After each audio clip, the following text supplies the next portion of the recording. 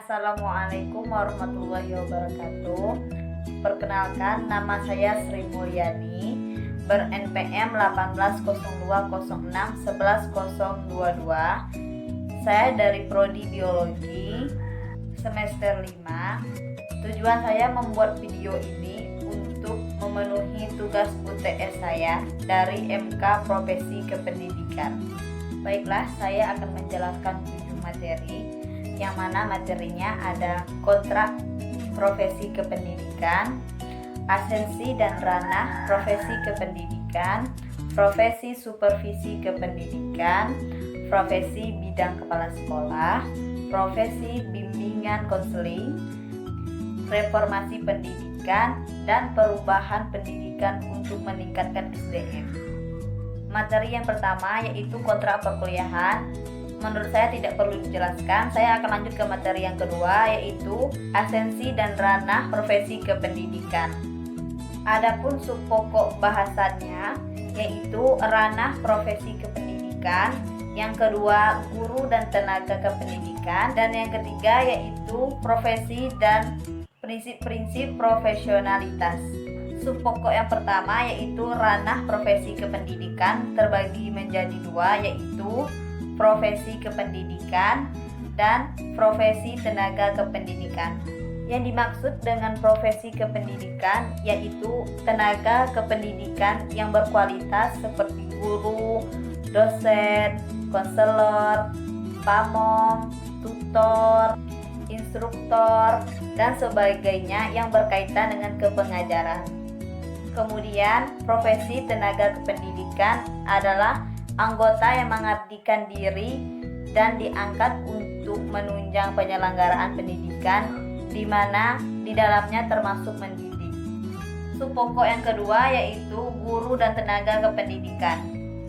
Peraturan Pemerintah Nomor 74 Tahun 2008 tentang guru, sebutan guru mencakup yang pertama yaitu guru itu sendiri, baik itu guru kelas, guru bidang studi, guru bimbingan konseling, maupun guru bimbingan karir.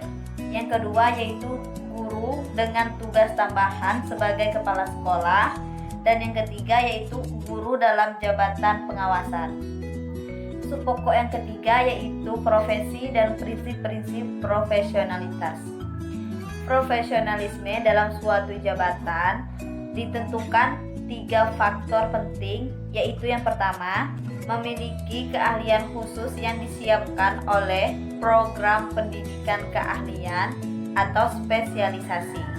Yang kedua yaitu kemampuan untuk memperbaiki kemampuan. Yang ketiga yaitu penghasilan yang memadai sebagai imbalan terhadap keahlian khusus yang dimilikinya.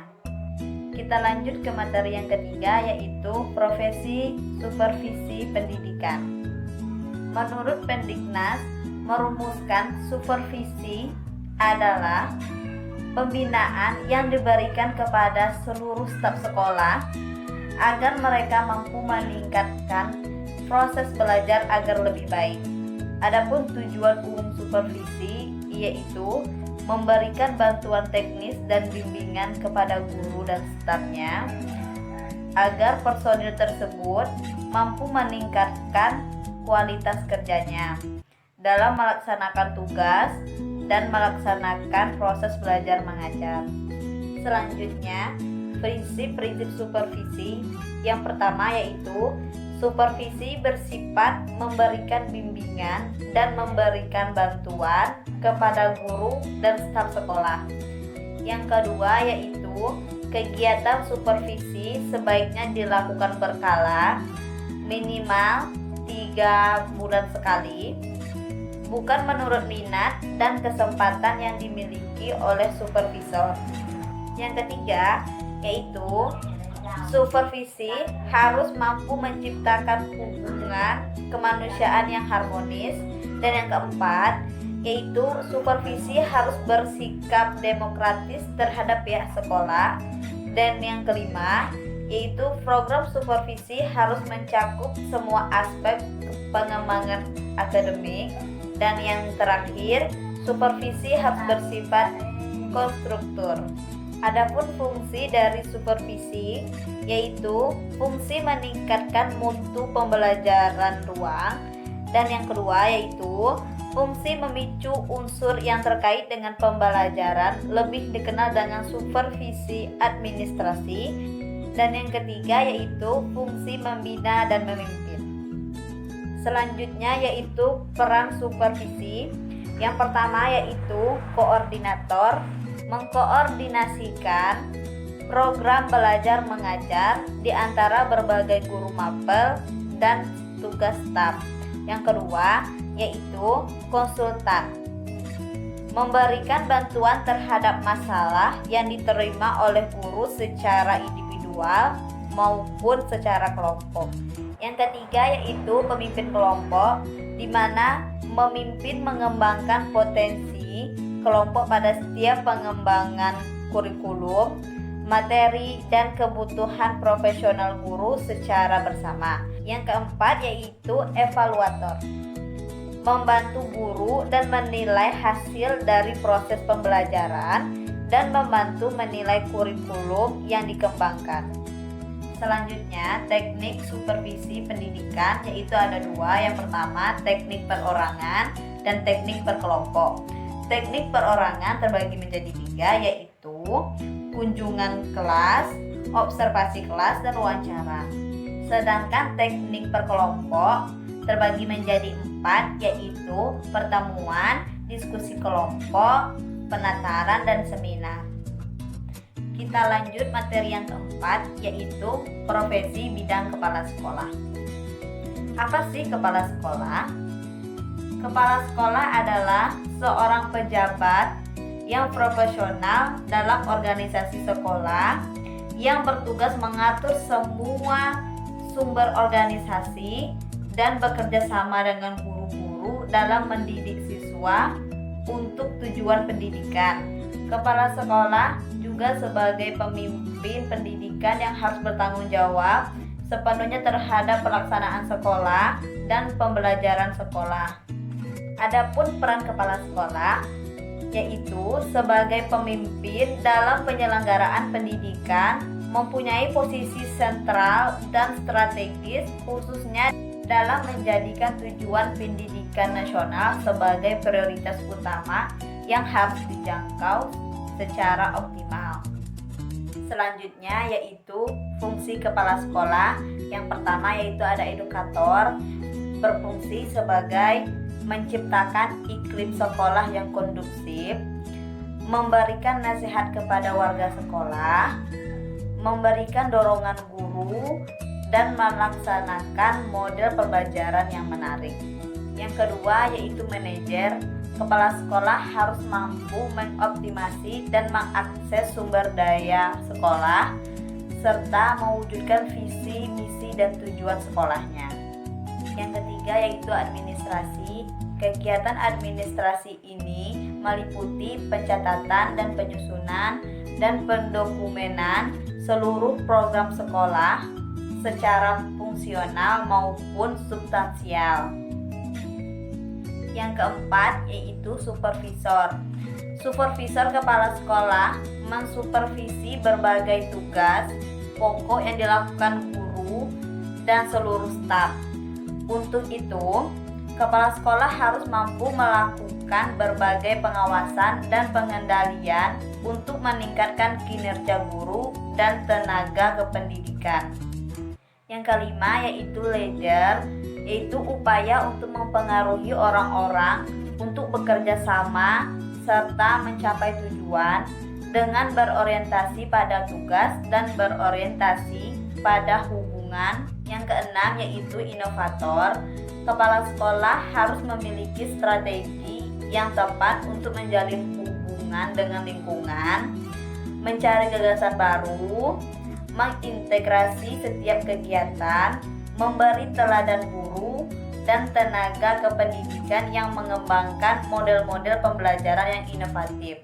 Yang ketujuh yaitu motivator, yaitu kepala sekolah harus memiliki strategi untuk memotivasi bawahannya, yaitu guru dan stafnya. Dan yang terakhir yaitu wirausaha. Wirausaha ini merujuk kepada usaha dan sikap mental.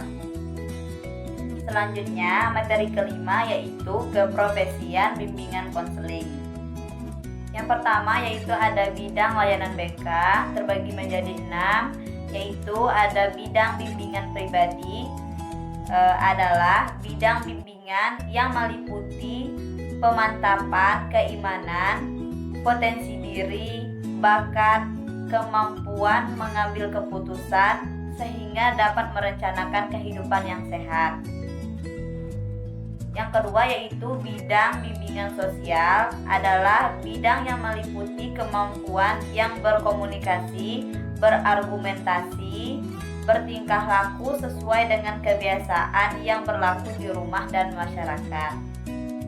Yang ketiga yaitu bidang bimbingan belajar, adalah bidang bimbingan yang meliputi pemantapan sikap dan kebiasaan belajar yang efektif, penguasaan materi, program belajar di sekolah sesuai dengan kondisi fisik, sosial budaya yang ada di masyarakat. Yang keempat yaitu bidang bimbingan karir, adalah bidang bimbingan yang meliputi pemantapan pemahaman diri berkenaan dengan kecenderungan karir yang hendak dikembangkan oleh dirinya. Yang kelima yaitu ada bimbingan menggunakan waktu, yaitu untuk membantu siswa dalam menggunakan waktu senggang dengan mengisi kegiatan-kegiatan yang membawa hasil atau manfaat bagi dirinya sendiri maupun lingkungannya. Yang keenam yaitu bimbingan pendidikan, bertujuan untuk membantu murid dalam menghadapi dan memecahkan masalah dalam bidang pendidikan. Selanjutnya, peran guru dalam bimbingan dan konseling. Guru adalah tokoh kunci dalam kegiatan-kegiatan bimbingan yang sebenarnya dalam kasus kelas. Guru selalu dalam hubungan yang erat dengan siswa. Guru mempunyai kesempatan yang lebih banyak untuk mempelajari tentang siswa, mengawasi tingkah laku dan kegiatannya dengan ketelitian yang penuh perhatian. Ia akan dapat mengetahui sifat-sifat, kebutuhan minat, dan masalah-masalah yang dihadapi siswanya. Selanjutnya yaitu peran kepala sekolah dalam program bimbingan konseling. Kepala sekolah merupakan petugas utama dalam organisasi dan administrasi program bimbingan dan konseling. Ia memegang peran penting dan menentukan baik sebagai pimpinan sekolah maupun sebagai anggota dewan bimbingan. Materi yang keenam yaitu reformasi pendidikan. Pendiknas merumuskan pengertian SBM sebagai model manajemen yang memberikan otonomi yang lebih besar kepada sekolah dan mendorong pengambilan keputusan partisipatif yang melibatkan secara langsung warga sekolah, yaitu guru, siswa, kepala sekolah, karyawan, orang tua, dan masyarakat untuk meningkatkan mutu sekolah berdasarkan kebijakan pendidikan nasional. Manajemen berbasis sekolah yaitu suatu bentuk upaya pemberdayaan sekolah dan lingkungannya untuk mewujudkan sekolah yang mandiri dan efektif melalui optimalisasi peran dan fungsi sekolah sesuai dengan visi dan misi yang telah ditetapkan bersama. Tujuan manajemen sekolah. Menurut Supriyono Subakir, tujuan utama menerapkan manajemen sekolah adalah untuk meningkatkan efisiensi pengelolaan dan meningkatkan relevansi pendidikan di sekolah dengan adanya wewenang yang lebih besar dan lebih luas bagi sekolah untuk mengelola usahanya sendiri. Selanjutnya yaitu ada prinsip-prinsip manajemen pendidikan, terbagi menjadi 4, yaitu yang pertama prinsip ekuipinalitas. Prinsip ini didasarkan pada teori manajemen modern yang berasumsi pada pendapat beberapa cara yang berbeda-beda untuk mencapai suatu tujuan. Manajemen sekolah menekankan fleksibilitas sehingga sekolah harus dikelola oleh warga sekolah menurut kondisi mereka yang masing-masing. Yang ketiga yaitu prinsip sistem pengelolaan mandiri. Hal ini ketika sekolah menghadapi permasalahan, maka harus diselesaikan dengan cara mandiri atau cara sendiri. Sekolah dapat menyelesaikan masalahnya bila telah terjadi pelimpahan wewenang dari birokrasi di atas ke tingkat ke sekolah. Yang keempat yaitu prinsip inisiatif sumber daya manusia.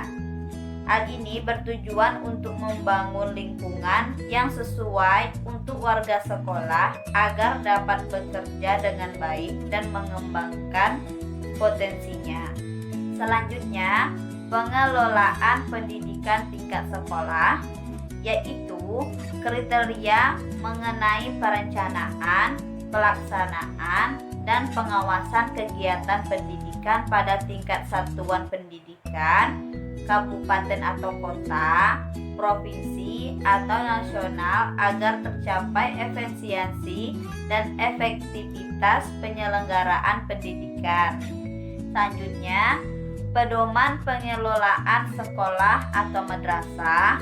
Yang pertama yaitu ada kurikulum tingkat satuan pendidikan. Yang kedua, kalender pendidikan atau akademik. Yang ketiga, struktur organisasi sekolah atau madrasah. Yang keempat yaitu pembagian tugas di antara pendidik. Yang kelima, pembagian tugas di antara tenaga kependidikan. Yang keenam, peraturan akademik. Yang ketujuh, tata tertib sekolah dan madrasah. 8. Kode etik sekolah atau madrasah. Dan yang terakhir 9. Biaya operasional sekolah atau madrasah. Selanjutnya yaitu fungsi Dewan Pendidikan. Yang pertama, mendorong tumbuhnya perhatian dan komitmen masyarakat terhadap penyelenggaraan pendidikan yang bermutu. Yang kedua, melakukan kerjasama dengan masyarakat, pemerintah, dan DPRD berkenaan dengan penyelenggaraan pendidikan yang bermutu. Dan yang ketiga, menampung dan menganalisis aspirasi, ide, tuntutan, dan berbagai kebutuhan pendidikan yang diajukan oleh masyarakat. Yang keempat yaitu memberikan masukan, pertimbangan, dan rekomendasi kepada pemerintah daerah atau DPRD mengenai kebijakan dan program pendidikan, kriteria tenaga daerah dalam bidang pendidikan, kriteria tenaga kependidikan khususnya guru, tutor, dan kepala satuan pendidikan, kriteria fasilitas pendidikan, dan hal-hal lain yang berkaitan dengan pendidikan.